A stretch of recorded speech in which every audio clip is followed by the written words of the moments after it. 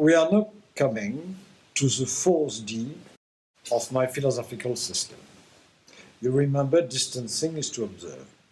Discernment is to grill, dive into the layers, dive into what is repressed. We have to see things intellectually, see what's wrong. Then we have to own what's wrong. Then we deal with defense, of course. Then we have to dismantle what's wrong, what dysfunction, what creates pains. And we deal with more defense after we transmute it. When we transmute it, we disidentify. Distancing, observing, discernment drilling, disidentification, letting go. Now we arrive at discrimination. Discrimination is the very heart of metaphysical questioning. We discriminate when we discriminate between what is us and what is not us. We discriminate between the subject, me, and the object, what is perceived. We discriminate between what is inside, what is outside. Are my thoughts inside or are my thoughts outside? I am where my thoughts are. I should be very, very careful to be sure that my thoughts are where I want them to be. Discrimination is to really challenge us to the point our ego drops. Ego, person, the person, personae, the mask the Roman actor used to wear on stage. The idea is to drop the mask. You can call that awakening, you can call that enlightenment, you can call that ego-free state, connect to your ultimate nature. It's not a concept, it's just energy. So how do we achieve that?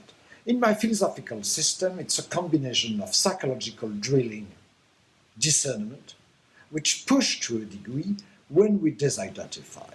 When we disidentify, we lose a chunk of ourselves, we lose a piece of self. We have destabilized the entire structure.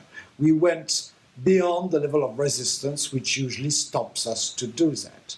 And then at that very moment, when we let go a big piece of ourselves, if we ask the question, who sees that? What is I? Who perceives?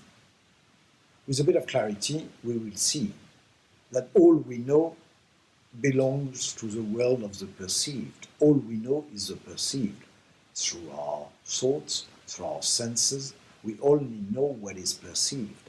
So if we are taken by the question, can the perceived perceive? Of course, we will see that the perceived cannot perceive. It's a mirror. We are trapped in a mirror. With the right discrimination, we'll explode that mirror. Of course, for our ego, it means to die. It will resist until the very end for that. But with a good distancing, we'll go through those ultimate laws on the other side.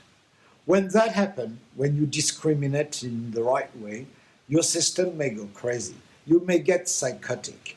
When the Buddha sees Mara, an army of demons, under the Bodhi tree before his awakening, it's a psychotic state. When Jesus sees Satan 3 times in a desert, it is a psychotic state. Numerous mystics add those ultimate laws to block them while the discrimination kicks in. Discrimination is the right metaphysical question, fire at the right moment when your ego is losing its ground through discernment and disidentification. It's discrimination which will open the last door of our maze. And this door, of course, is terrifying because it's void. But it's only void from the point of view of our ego, from the point of view of reality, which of course has no point of view.